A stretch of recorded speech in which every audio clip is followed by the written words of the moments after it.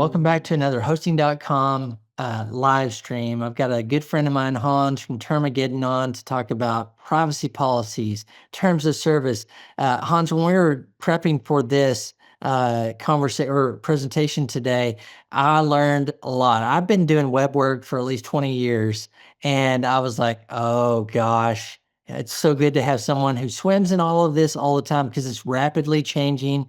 But Termageddon.com, a great software as a service to help you get those privacy policies and things like that. But today, and we'll be sharing a little bit more about that in the future on this live stream. But today, Hans, I'm excited for you to be here. Thank you for being willing to share your experience and expertise about this constantly changing and growing facet of web life. It's non-negotiable for us. We got to be talking. We got to be thinking about these things. So I'm excited for you to be here and ready to take notes with my notepad here. So thank you for being on today. Absolutely, Corey. Thanks for having me. I think you're a very brave host for willing to bring someone on to talk about privacy policies, terms and conditions, cookie consents, the things that we as web designers and website owners don't really want to think much about. So my hope today is that I can be helpful, help people understand what's going on. As someone who used to copy and paste privacy policies from like competitor websites, I can say, at the very least, I know what it's like to be in that position.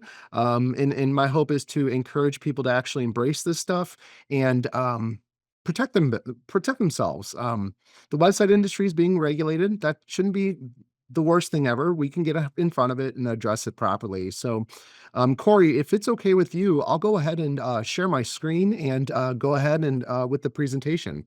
You're great. Thanks, Hans. I'll be Awesome. here. Awesome. Thank you. Thank you. And Corey, I will ask you one last question. I just want to make sure, can you see my presentation okay? Can do. Awesome. Okay. So we're going to be talking about protecting your online store with policies and consents.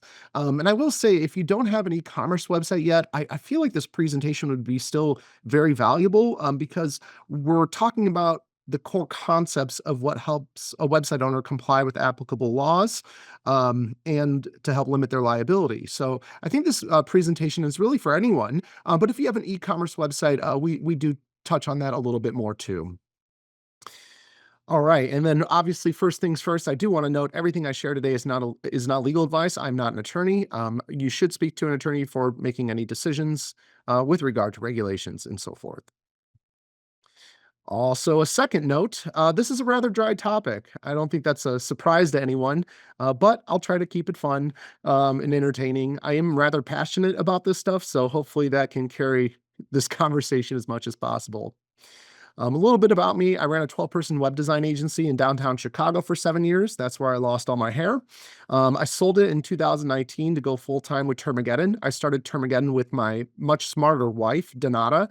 She's the president, the attorney behind the company, and yeah, I help with like tech stuff. So really, I spend my days helping web designers, agency owners help educate their clients about these regulations so that clients can be informed and make decisions on what they want to do to help protect their own website.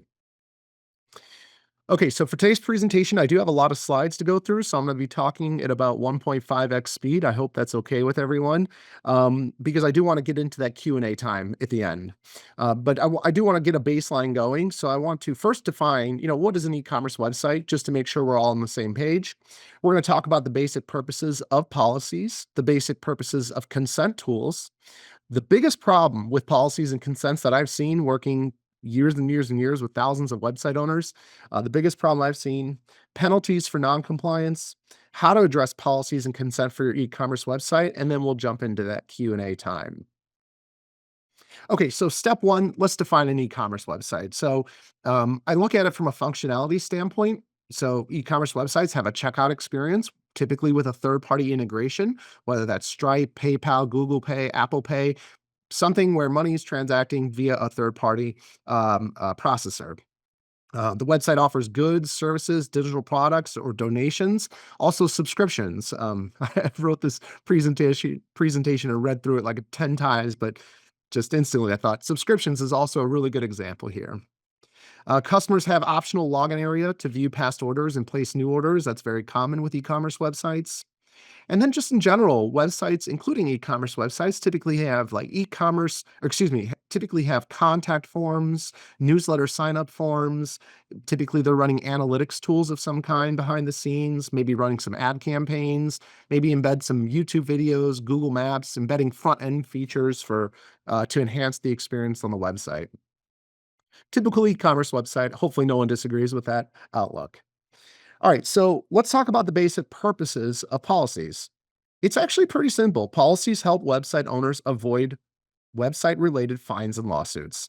It really does come down to that ultimately.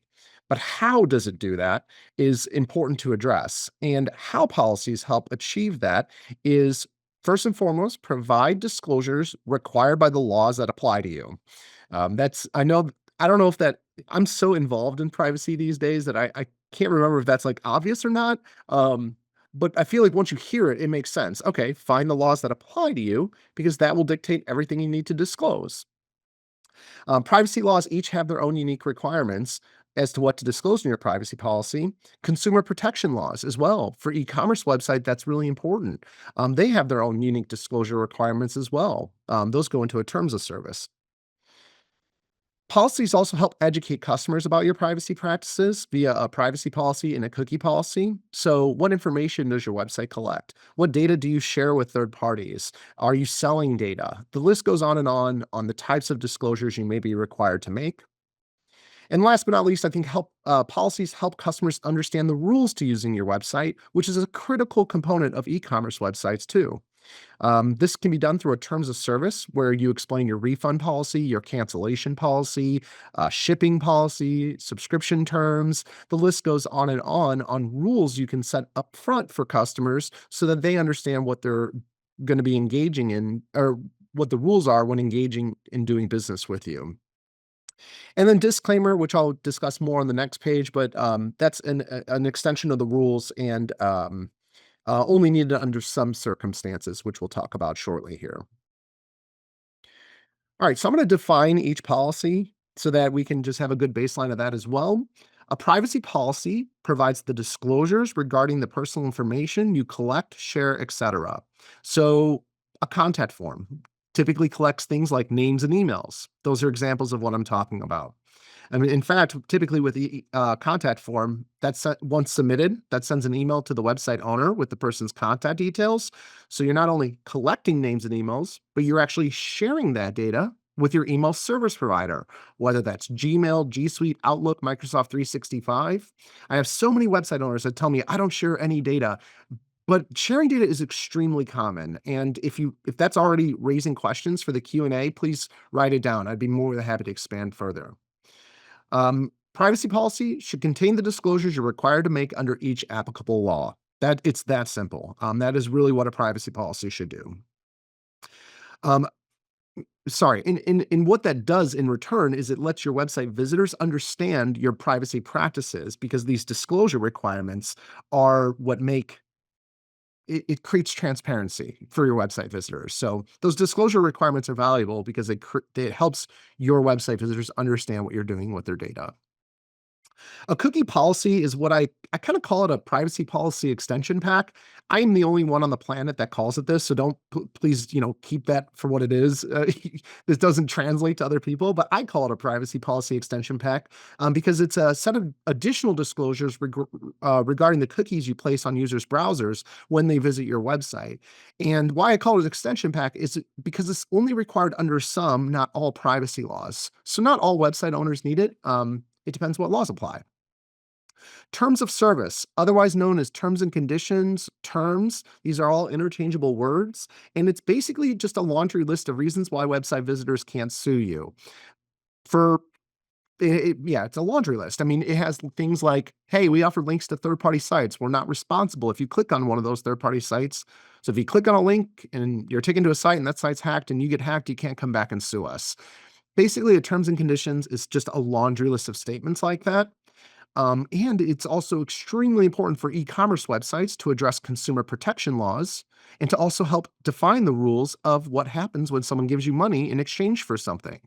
Refunds, cancellations, returns, shipping, subscription rules, also third-party. Okay, I mentioned the third-party link disclosures. DMCA disclosures has to deal with copyright infringement concerns. DMCA helps protect your business, your website, from potential copyright infringement. And yeah, it is here to address consumer protection laws. Now, a disclaimer is what I call a terms extension pack. Again, I'm the only one who says that, so please just take that for what it is. But it's an additional set of disclosures needed in some, but not all situations. Affiliate links, if you offer testimonials on the website, or if you offer anything that can be interpreted as legal, health, or financial advice. These are all great examples where a disclaimer is needed. Okay, so I'm guessing people are listening right now and they're like, okay, this is too much. Um, and I think, well, first off, that previous page, and hopefully Corey's open to me sharing this document with everyone after this recording. More than happy to, so that you can re-review that if you'd like. But the biggest takeaway is policies help website owners avoid website-related penalties. That is, if you're going to take away anything, that's a good one to take away. We're going to now transition into consent tools, those pop-ups you see on websites where it's like agree to the cookies and so forth. There's so much confusion around this, and it's tricky because I think a lot of website owners don't like cookie consent banners. They have a lack of knowledge, and because there's so many non-compliant cookie banners out there, I think that's created more confusion for our industry rather than less confusion, unfortunately. In essence, consent solutions help ensure you get explicit consent prior to taking user data and sharing it with third parties. This gives what's called a legal basis, allowing you to collect, share, track users with behind the scenes technologies.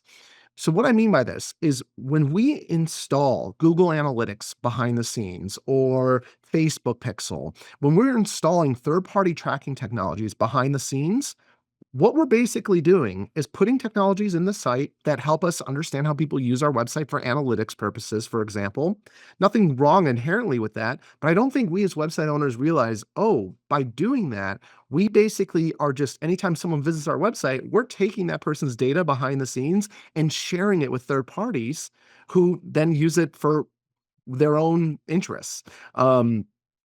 And that is a big problem with a lot of privacy laws because the user during that whole process never consented to having that done. That's why these cookie consent banners exist, so that that users get a choice and have the option to say, I accept. I'm allowing you to take my data and share it with all these companies for analytics or advertising purposes, for example. That's what a proper consent banner does. It only lets third-party scripts run until after consent is obtained. I'm hoping that makes sense, but again, we have the Q&A, so if it doesn't, please ask. I'm more than happy to expand further. This is not having a consent banner is not just a privacy best practice, but it's required under a multitude of privacy laws, and it helps prevent your website visitors from being tracked by third parties without first providing their consent. And that's what the legal basis means, having what is the legal right you have to collect and share people's data. So where consent is needed, I already kind of shared these examples, but you're running analytics tools behind the scenes, you're running advertising tracking technologies behind the scenes, but even on the front end, you're embedding Google Maps, Calendly embeds, HubSpot forms, YouTube video embeds. These are all third-party technologies that collect and share data with third parties. So when someone visits your website and you're loading that Google Map, data has been sent over to Google to load in that Google Map. Consent tools help you get consent first prior to doing so. And these are just a few of many examples. There's so many third-party tracking technologies, and I'm not against that stuff. I'm very pro that stuff. I built enough websites to know there's so many benefits to all of these things. It's just that without a consent tool in place, you aren't getting the consent from your visitors to take their data and start sending it off to third parties. So hopefully, I'm not trying to convince you to think that cookie consents are the prettiest thing in the world, but hopefully you understand that their essence, which is I don't want my website visitors to have their data just taken the moment they visit my website. I want to give them the option where I can learn with analytics and advertising if they accept, but if they want to decline, they have every right to do so and go through the website without being tracked. I think it's a good time to go through examples of good versus bad cookie consent solutions because I think this will hit home what I've just shared. And I apologize, all these screenshots are a tiny bit pixelated, but hopefully the concept comes through. So let's look at this cookie banner that's on a website. As you see, it's got cookies all over, it's like physical cookies all over the place. We use cookies to improve your experience on our website. By continuing to browse, you consent to use our cookies. I agree. Okay, so this is problematic because there is no deny button. There's no ability for someone to say, I don't want to be tracked. I don't want you to have my data behind the scenes. They're basically saying, by you just simply being here, we're going to take your data and use it however we wish behind the scenes. And that is not cool. This is called implicit consent, which is like, oh, because we informed you of this fact, we're just good to go. And that is non-compliant with every privacy law that requires consent on a legal basis. So if you're good, like my thought too is like, if you're already annoyed by cookie banners, why put up a non-compliant one? Like you should put up a comprehensive one that is actually giving customers real choices. This is non-compliant. So many businesses have been fined for practices like this. So just keep that in mind. Let's go to another one. Yet again, we have those cookies, physical cookies being displayed with a giant accept button and nothing else. Just like last time, this is not getting explicit consent. This is just saying, hey, by you using our site, we use cookies, not compliant with the privacy laws that require consent. We're going to go through one more or two more technically, but the next one I want to share is this one, which at first glance, it actually is like, okay, this is looking better. Like there's a save settings button. There's this okay button, but you start to think about it. It's like, wait, where do I deny? Where can I say, nope, I don't want you taking my data? Well, it's likely under this tiny little show details hyperlink at the bottom. But this is, again, a non-compliant banner because the show details is super hard to notice. I think a lot of people, it's very clear people want you to click OK or even save settings, which I would assume do the exact same thing. There's no clear deny button. A lot of websites owners want to hide the deny button because they want as much data as possible. I'm not denying the logic behind that, which is you want to get as much data to improve your own website. You want to run relevant ads to people, but it is in direct conflict with privacy laws that require users to be opted out by default and have a clear deny button as well. So this would be another bad example. Now, moving over to our banner, Termageddon, but just banners in general, this is a good example where, okay, functional technologies are turned off by default. There are essential technologies you have to run behind the scenes, otherwise the website won't work. But users are opted out by default. There's a clear deny button, a clear accept all button, and they're the same color. This is a privacy best practice. You're not deceptive with your actions. You're not trying to convince them to click accept all real quick. You're making everything equal. So this would be an explicit consent banner where you are giving users a choice and they can click accept all, at which point in time, third-party scripts, for example, would be allowed to load and start tracking that user. All right, now moving into the biggest problem I see with policies and consent, I would say the biggest problem by far is not really realizing that the first step to creating comprehensive policies and consents is for you to first understand which laws apply to you. Each law has its own disclosure requirements, so it's basically giving you a blueprint on exactly what to do. So what you first need to do is find out what laws apply, because only then can you actually know what you need to provide in your policies and how to set up your consent tool properly. I'm going to go through some common misconceptions that I hear quite often. My business is small, so I don't have to worry about this. I wish that was the case, but that's just like completely wrong. I will note there are privacy laws that only apply to larger for-profit entities, making 25 million a year or more in revenue, processing the data of 25,000 or more residents of a particular US state, etc. There's a handful of laws that only apply to larger businesses. In fact, I think Florida just passed a law where it only applies if your company makes over $1 billion in revenue. But the fact is, though, there are many other privacy laws that can apply to small business or nonprofit website owners, even people that even haven't formed a business yet, that just have a website. And just a couple of these are the European Union's GDPR, the UK Data Protection Act, PIPEDA, which is Canada, PIPEDA, technically, PIPEDA, Law 25 of Quebec, CalOPA of California, SIPA of California, DOPA of Delaware, and DTPPA, which is Rhode Island's new law, which goes into effect on January 1st, 2026, requiring new disclosures. So actually, I'm going to go back real quick. So if you're saying oops, I'm going too fast forward. If you're thinking my business is too small for this to matter to me, I would recommend you reconsider that fact, because laws like GDPR apply the moment you start tracking a single individual from the European Union, if you're located outside the EU, for example. And if you're seeing this and saying, "Oh, good, I'm not in any of these locations, so I don't have anything to worry about," this is again a quick, a very knee-jerk reaction to thinking you're good to go. But it's very important to understand privacy laws are created by governments to protect their people's data. They don't care where your website or your business is located. What they collectively care about is protecting their people's data. So if we, as website owners, are collecting data from across state lines, territory lines, across country lines, we may need to comply with the laws in which the people that are visiting our website are protected by. And that is a big challenge, I would say, we as website owners have, which is, well, my website's available to anyone, anywhere. And yeah, okay, you might have a lot of laws you need to make disclosures under because of that fact. Another misconception I get often is, okay, I'll just grab a free template online or use ChatGPT. Now, 15 years ago, before marrying a privacy attorney, I had the exact same mindset. I would copy and paste privacy policies from competitor websites and just put it on my website and hope for the best. And I really can't help but reiterate the importance of, like, is your goal to protect your business from fines and lawsuits, or is your goal just to get something up? Because those tend to be very different things. And for the people who are like, I just want something simple, I think everyone wants something simple, but the laws are written in a way where simple isn't really possible anymore.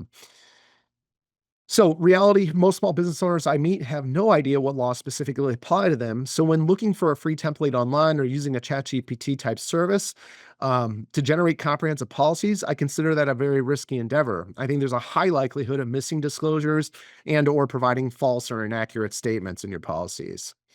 It also does not address the need to keep policies updated with new disclosures over time. A good example is Rhode Island's new law has privacy policy disclosure requirements going into effect January 1st. And it doesn't address the consent requirements. You not only need a consent banner, but you also need to store consent logs so that if anyone were to exercise their privacy rights, you can provide them with consent logs showing what they accepted and denied. I shared this prior to even going to this page, but is your goal to just put something up, or is your goal to avoid website related penalties for noncompliance? And I know it's tempting just to want to put up something fast, but I wouldn't even consider putting that a band-aid on the situation. Like, you're either compliant or you're not. So I would recommend getting ahead of it, embracing it, and just getting it out of the way. All right, we are almost done, and then we'll go into Q&A. Penalties for noncompliance. So, the small business owners who are like, oh, this really doesn't affect me. It's only targeting companies like Facebook and stuff. I mean, you're right in one sense. I mean, Facebook, we see in the news, Facebook getting fined $8 billion, it seems like every couple weeks for privacy infringement cases. But what doesn't make the news are the small business website owners who are getting fined for noncompliance. And I would encourage you to check out the website enforcementtracker.com. This is actually a really good example of a website. It's only tracking one law, the fines issued under GDPR, just one of many laws. But you'll see individuals being fined for noncompliance with that privacy law. So fines are absolutely on a possibility.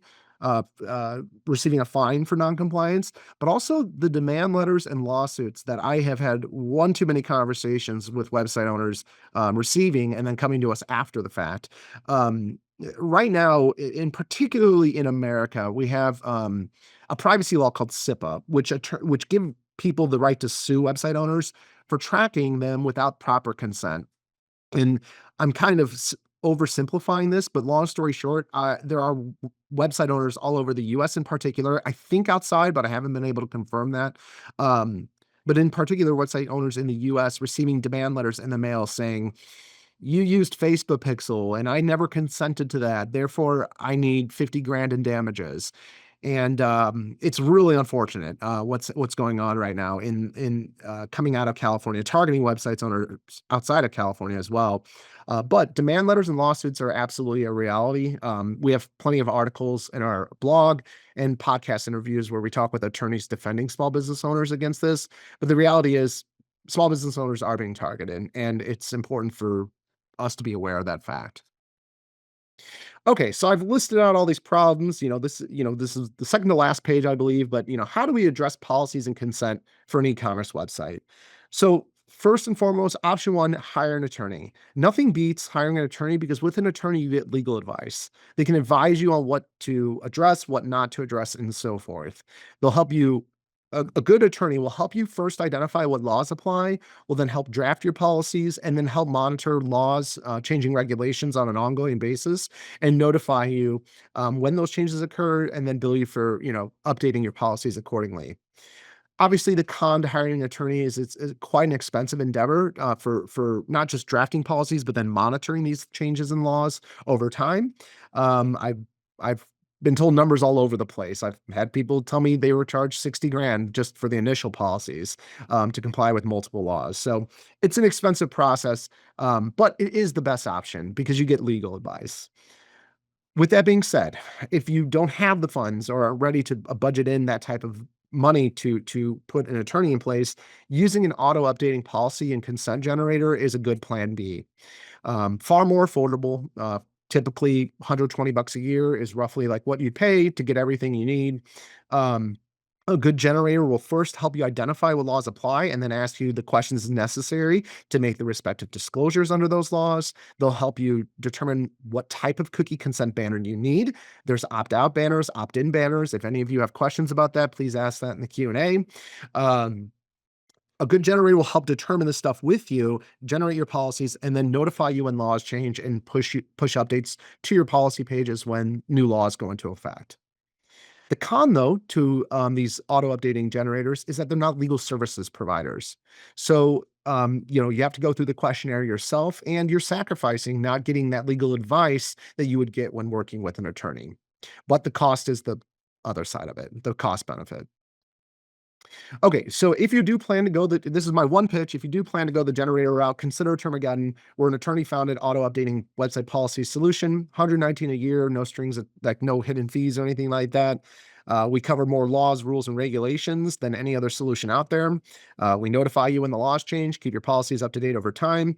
And for anyone who offers web design services, we are very focused on helping web designers help educate their clients about these regulations. Just as a former agency owner myself, I just had no idea what to do about it. So we provide pre-written content for you to share with your clients. But I'll move on. Policies and consent mechanisms are required under broad-reaching privacy laws. Proper policies and consents will help website owners avoid website-related penalties. Fines can be issued for noncompliance. Also, there's a risk for even lawsuits for noncompliance. Consider hiring an attorney to draft your policies and monitor laws for you. Nothing beats getting legal advice. But if you don't have that type of budget, consider a comprehensive generator tool. And then last but not least, Q&A time. And I did put in some common questions I get in case it was dead air and no one actually listened to this presentation. Corey can just ask me these questions. I'm more than happy to answer them. And then also, if you do want to check out Termageddon, I put a little promo code in there for all hosting.com customers for 10% off your first payment. And then for web designers specifically, feel free to check out the agency partners page first. We have some goodies in there. You get a complimentary license for your own website, pre-written educational material to provide your own clients so that you protect your own agency when building sites like this for clients, but also inform your clients about their responsibilities. So, all right, that's everything. Thank you, Hans. I know this is a constantly evolving thing. It's a non-negotiable of doing business on the web now. And I appreciate you helping us with some of those key foundational things and then the updates of what's happening. Um, as I'm mentioning these things, make sure there's several questions in the Q&A button at the Zoom, but put your questions now in the Zoom app. So, Hans, thanks again so much. Anne says, one problem, average Joe doesn't even know what this is really talking about. What are your thoughts on that? I agree. I completely agree. Unfortunately, though, that's not what the law doesn't care about that fact. So, but you're absolutely right. We have a problem with lack of education and then reality, which is I'm legally required to provide these things. And in between those two things are opportunistic attorneys who can make a quick buck sending you demand letters for damages. So, my only thought to that, Anne, though, is also as time moves on, more and more people are becoming educated about this stuff. And I've actually seen it myself because when we look at like when we first launched the cookie banner, people were just clicking deny or accept, and they were just clicking quickly and moving on. But now we see, okay, more people are actually opening it up, looking at what the website actually uses. So I do believe that as time goes on, more consumers will become more educated as non-compliant cookie consent banners leave and become extinct because people get in trouble for not compliant banners. So proper consent banners will actually help educate the masses, and as time goes on, more and more people will understand what's going on. I think if I'd offer too, and I totally agree with that, Hans, another perspective is it's an opportunity for you as the business owner of the agency to say, even mention it. Even if you're not doing these kinds of things around the business as you actually operate, you could do a blog post, you could do a social update. By the way, we want to be accessible. This is an accessibility thing too. There's some live streams on our YouTube channel to talk about the thing, but just making sure, hey, we're protecting you. We're getting in line with the laws and regulations to make sure we protect you. So I think you could, it's not a spin, it's the truth, is say, we're doing these, we need to, we have to. But the other thing is to say the education part. Maybe your competitors are not checking these boxes. They're not playing by the rules. So I think that's an opportunity too to say, we want to, you might see these banners up and different things. And because we're going to act like a great citizen, of whatever country you're, in, but also the internet. And it's a means of protecting you and telling you we're going to do things the right way, whether it's selling candles or also privacy policies on our website. I love that mindset, Corey, and I would say that unfortunately, I can't remember the survey, the organization that put the survey together, but I recall like a few years ago seeing survey results where a majority percentage of people will make decisions based on concerns with regard to their own privacy when doing business with someone. So I think all the signs are out there that privacy is becoming more important, and I think the general audience is becoming more educated. But we are still there's some distance there of 100%. But it's gradually more and more people are learning the benefits of privacy. Especially, Fortune 500, let's just say, has to scrutinize all this because they're a big target and should be a good citizen of the web too. And so I think it's a check mark in the direction also showing you're serious and professional business, just like Disney or, um, Well, actually, Disney sketches me out. I went to a Disney theme park, and they make you to put your fingerprint ID in there to enter uh, a theme park. That I've never been able to connect the dots on that. Like, why do you need my fingerprint identity to let me into a theme park? Like, that seems like interesting. an overreach. But anyways, but I know what you mean, Corey. Yeah. Like, yeah, these Fortune 500 companies, they have multi-person legal privacy departments nowadays to do with this. They provide budget like 5 million a year to manage privacy, which Yeah, must be nice, but I can't relate to that. So absolutely. All right, thanks, Hans. Jacob says, does the consent tool automatically configure your website's cookies into functional and essential? And I'm going to ask, I mean, you are the co-founder of Termageddon. How does Termageddon handle that? yeah, so our consent tool is a complementary tool provided by UserCentrics. It's included with each Termageddon license. So what you do as it relates to Termageddon, you scan your website and basically cross-reference that to thousands of third-party technologies that are all predefined, ready to go. So like Google Analytics would automatically get the category marketing and be turned off by default. You can change those details if you want, but yeah, most people just select what's pre-created for you. Okay. So it separates those out, functional. Yes. Yeah. Yeah. Okay. Shanta says, how, if at all, do privacy laws overlap or contradict accessibility laws? Just an out in left field thought there. But just, I think Yeah. just a little bit in the past, just you and I's conversation about accessibility, but answer Jashanta's question? What do you think? Yeah, I can't think immediately of any conflicts, but I can think of crossroads. Crossroads meaning like when you're presenting a consent banner, it needs to be accessible. It's the very first thing people will see when visiting the website.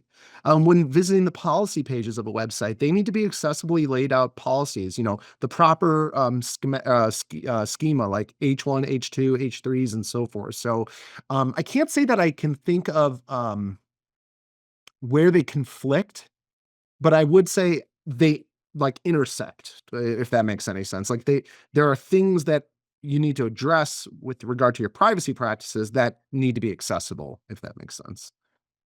By the way, on our YouTube channel for hosting.com, we've got some accessibility experts there talking about some of the accessibility side too. All in this thing is going, you got to be thinking about accessibility. You got to be thinking about privacy and asking our friends and experts like Hans to come on and share this. Okay, this is an interesting question. I'm curious what you think, but James says our site is hosted on Wix. I know barely anything about Wix, by the way, Hans. So Wix Analytics cannot be turned off. I'm not referring to Google Analytics. How do we allow a user to opt out? So I know your Termageddon is cross-platform, happens large, obviously, because it's reflective on the web. That a lot of WordPress there, but I'm sure you probably run into this. Yeah. So I'm not as versed in Wix. I'm primarily WordPress, but we certainly have some Wix customers.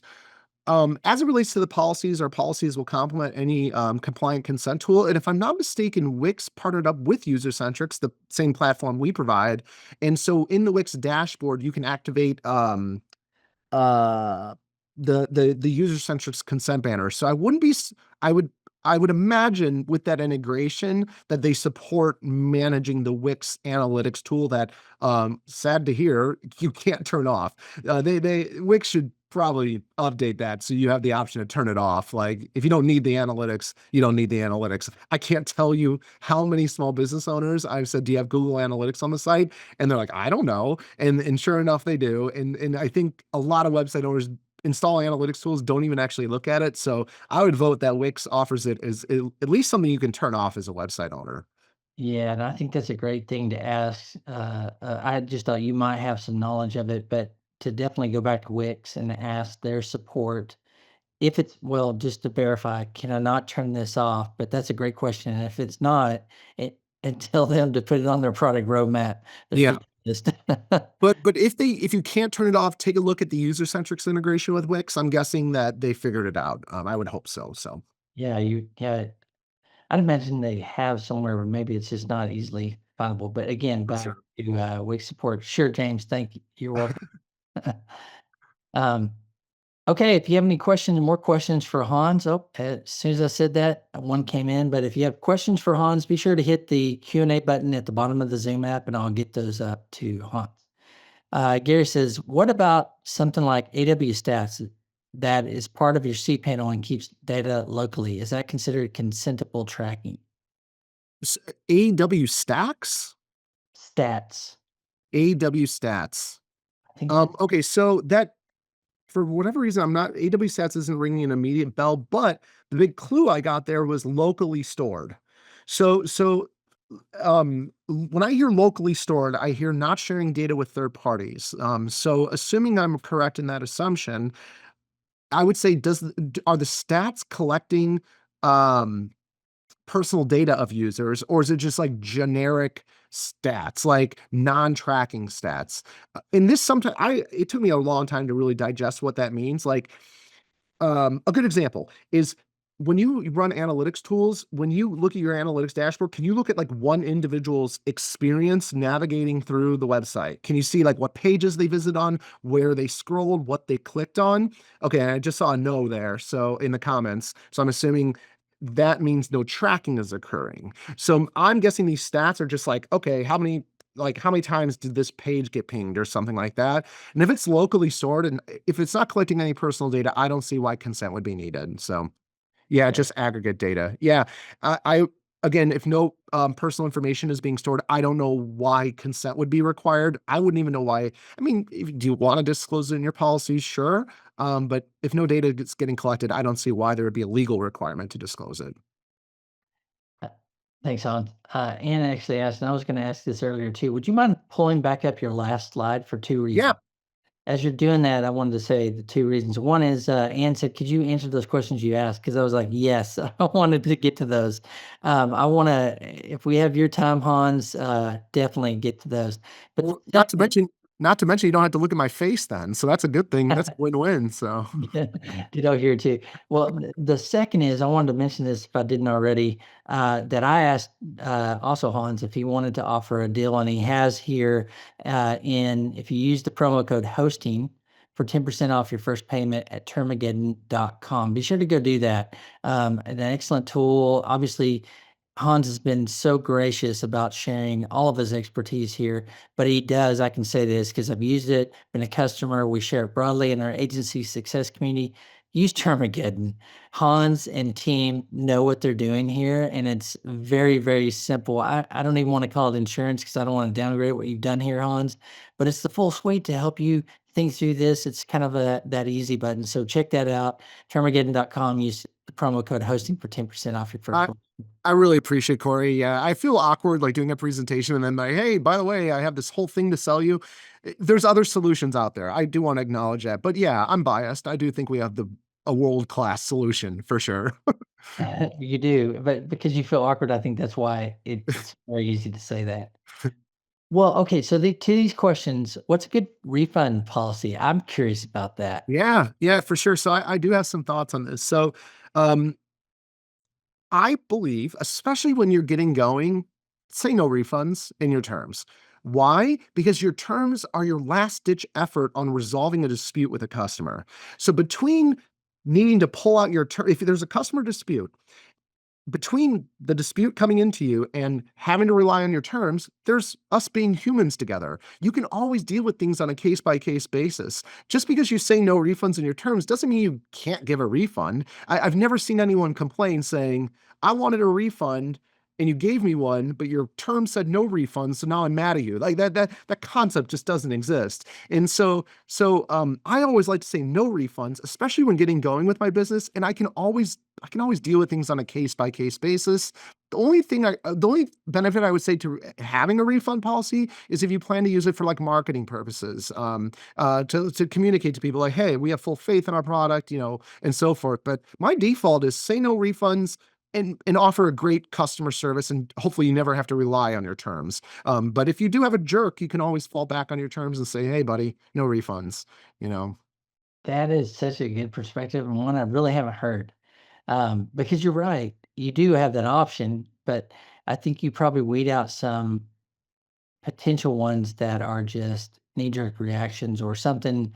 Probably they got a great product and something just went wrong and an opportunity for you, like you're saying, to respond and be human back.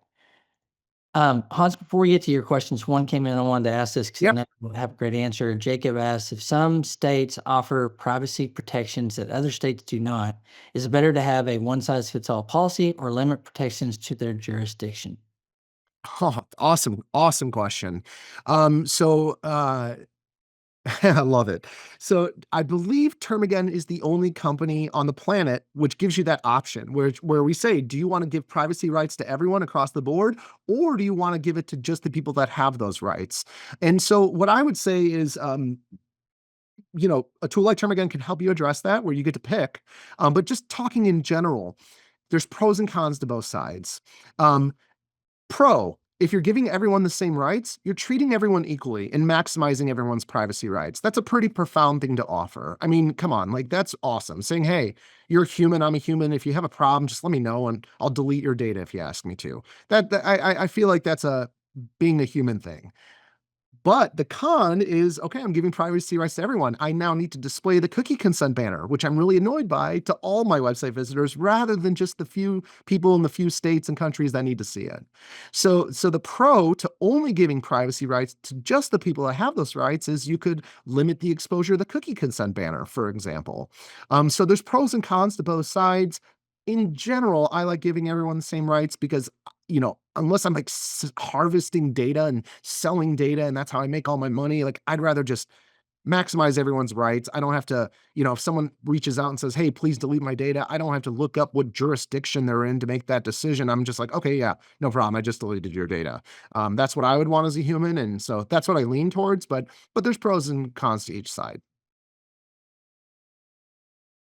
You're the only one, the person who asked that, you're the only one who's ever asked that. My wife takes a lot of pride in that particular question. Not one person has even brought up the essence of that tool. We take over 130 laws, rules, and regulations, and then break it down to where you can just select a button. I want to give everyone the same rights, or I want to give everyone in the rights that they have specifically. But that, yeah, just awesome question. Thank you.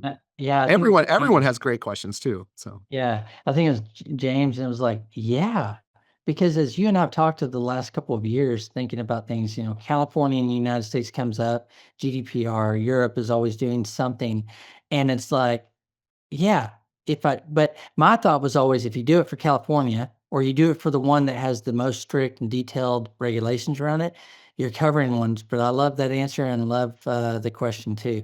yeah, and just for anyone interested in what Corey just shared, a lot of people have that initial assumption, like, why not just pick the most extreme privacy law and just abide to that?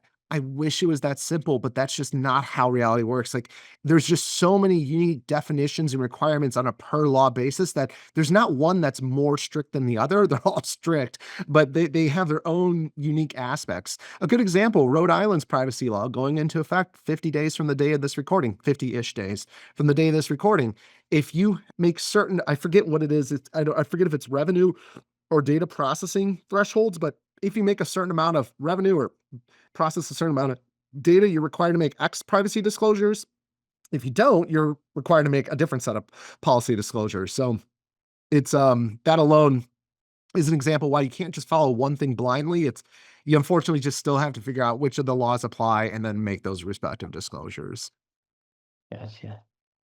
Thanks for that. I will say though, even though Termageddon benefits from all this chaos, I'll be the first to say one global privacy law for small business owners. It should be that simple. It should be your privacy policy should be less than 500 characters and explain exactly what you do. But I'm a big advocate for that. But that's just not the world we live in right now. So Yes, absolutely. Me too on that. Um, let's see. Someone asked here and thought it would be good. Can you speak a little more about the configuration aspect of cookie consent? For example, third-party platforms like Google, Meta, Microsoft Clarity has its own cookies. And even if you use Tag Manager, Google Tag Manager for almost everything, you still have to connect whatever cookie consent production to GTM, for example. Yep. Okay. I know where they're going. This is a really good question. So consent banners that manage third-party scripts, basically the way they work is you insert the consent script at the top of the header of the website, and it will block all third-party scripts you have embedded into the website. So it's going to block, Google Analytics. It's going to block HubSpot marketing. It's going to block Microsoft Clarity, YouTube video embeds. It's going to block Google Maps. It's going to block Google Fonts. It's going to block all these scripts until a user clicks accept all. And that's when the tool's like, oh, the user consented. We have the explicit consent. We now have the legal basis to let those scripts fire and load on the user's browser, start, tracking the user or whatever their intentions are to do. So that's the essence of what a cookie consent, what these third-party consent management tools do. They manage third-party scripts and only let them fire after consent is achieved.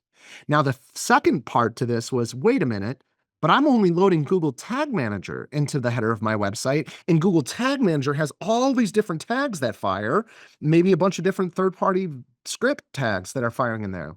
That is what's called, what is needed there is what's called Google Consent Mode. It's a long-winded story, but to keep it super simple, you need to set up compatibility between your consent provider and Google Tag Manager so that Google Tag Manager knows which tags to fire based on consent. So when I visit a website, and it's like this site uses Google Analytics and Google Ads, And I, as a user, click I accept Google Analytics, but I decline Google Ads. You need to be able to take that granular level of data, pass it into Google Tag Manager, and let Google Tag Manager know, oh, fire the Google Analytics script, but don't fire Google Ads. And how that's done is what Google introduced called Google Consent Mode. Now, the consent tool we provide user-centrics is a Google certified CMP, and we have like step-by-step instructions on how to do that. But basically, you're replacing the Google Tag Manager script with the new consent mode script, and you change a couple settings in your Termageddon account. You answer a couple questions, change it from no to yes. And then there might be additional steps, but for simplicity's sake, that's what you have to do. Excellent. Well, if you have any more questions, post those in the Q&A button and we'll get to those. So thanks for that, Hans. These are all some advanced questions, everyone. So thank you. This is really good. Fireman at Hans, we got a couple more minutes and we're very grateful to have his time. Awesome. And yeah, if there are no questions, I'm more than happy to answer the commonly asked questions too. Whatever you want, Corey. Yeah, let's do that next one. Cookie consent banners are annoying. Yes, I get it. Is there any way to avoid having one on my website? Yeah, so absolutely there is. Don't track your users. You can actually implement privacy-friendly alternatives to almost all the technologies out there. Good example, instead of Google Analytics, use Fathom Analytics or Plausible or any of the other privacy-focused analytics tools where consent isn't required.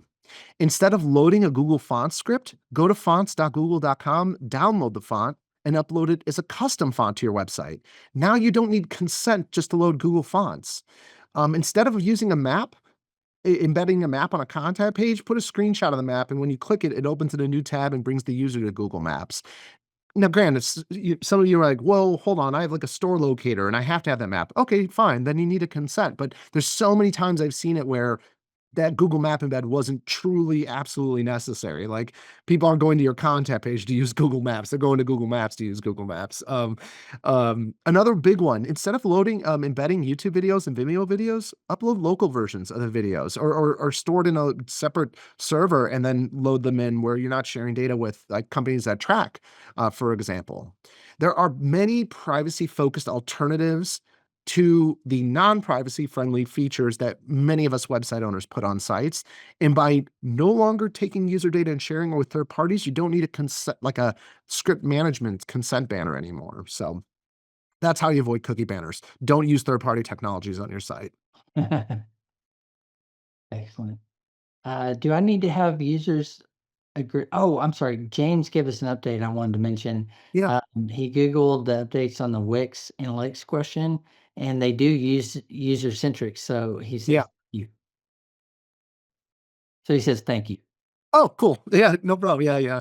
Yeah, user search is real big. We offer them with that's the complementary consent tool we provide. And yeah, they integrate it with Wix as well. So Excellent. Okay, your next question. Do I need to have users agree to policies at checkout? so there are several privacy laws that require it. But as a general best practice, I think it's a good idea. So when in doubt, just add it. But if you want to drill down, you can find out which laws apply and then determine if you actually need it or not. But I mean, let's be real.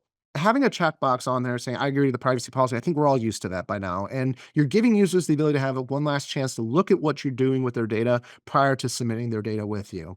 If you are going to add a checkbox, have the checkbox be a required field, but unselected by default. Similar to that cookie consent banner where you can click accept all or deny all. When you click accept all, you've obtained explicit consent. By having the checkbox unselected by default, they had to take an action and check the box before submitting their data, thus having the opportunity to see what you're doing with their data and so forth. So that would be my recommendation for any forms, contact forms, newsletter sign-up forms, e-commerce checkout. Of course, that's going to be my recommendation for any form where people submit their data to you.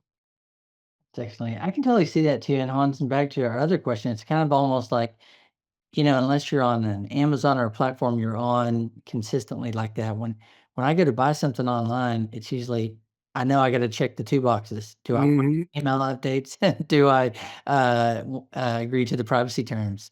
So Yep. yeah, you kind Well, of and back of your mind think, wait, why aren't they asking me? So I Well, like it. if I've done my job today, what I hope what hopefully many of you listening will see is next time you go to a website and you see that non-compliant banner that Yeah. just has an OK button, you're gonna think twice again. And when you go to a website and you get to a form and it says send me email newsletters and it's already checked for you, you're gonna think twice about like, okay, this company's trying to be sneaky with taking my data and using it to their benefit. So it's interesting how once you learn about this stuff, it does kind of you start to notice it more. Well, see, here's another opportunity I was just thinking of. If you spent time, which there's a number of people that have been on this whole almost an hour so far, is that you invest your own time to be up with what the regulations, the laws are across to inform yourself. Go share that with your clients and customers. Like just spending your time on today with Hans, listening to Hans and his great, helpful guides here, like share that back with your customers. If there is someone on here that does sell something like, I don't know, shampoo online or something, the fact that you just took a step here, I think is a great educational opportunity to Mm. share back. Like, hey, we're serious about these things. We're a good citizen of the open web. All right, Hans, we're getting close to time here and no other questions. So you've got a last one here that says, should my refund policy be separate from my terms? Yeah, so I see a lot of people want like a shipping policy and a refund policy, and they want them to be separate policies. That's perfectly fine, but it's also perfectly fine just to have all of those policies within your terms. Terms explain the rules to using a website, so I kind of tend to be biased towards just have it in there. You don't need to create a whole bunch of separate pages to have it all just in one place. So, but that's just my opinion. You can have it in separate areas if you want. Perfect. All right. Well, there's no more questions, but we're so thankful for your time. And you went through a bunch of extra things here and got even deeper, and I learned a lot. So thank you so much, Hans from Termageddon.com. Go check out the promo code that he mentioned, hosting, for 10% off your first order. And by the way, at hosting.com, we've got our own Black Friday, Cyber Monday sales going on. So I'm going to put a link here. Well, I'll try to. There'll be a link. If you go to hosting.com, you'll see it in the top banner there, but I had a link ready to go and now I pasted something else. So, um, but Hans, thanks again for sharing the great update. We'd love to have you on here. You're always just thinking about that Rhode Island regulation coming through. You're like, there's some depth. You're always watching for us and your customers, but thank you for your time today. Thanks so much for letting me talk about the most boring topic ever to your whole entire audience. So But the more boring it is, the more vital it's probably got to be, right? true, true. Well, thanks everyone. And please be sure and say thanks on social media and wherever you hang out and tell people about Hans and Termageddon. So thank you, my friend. We'll see you all next time. Bye, everyone.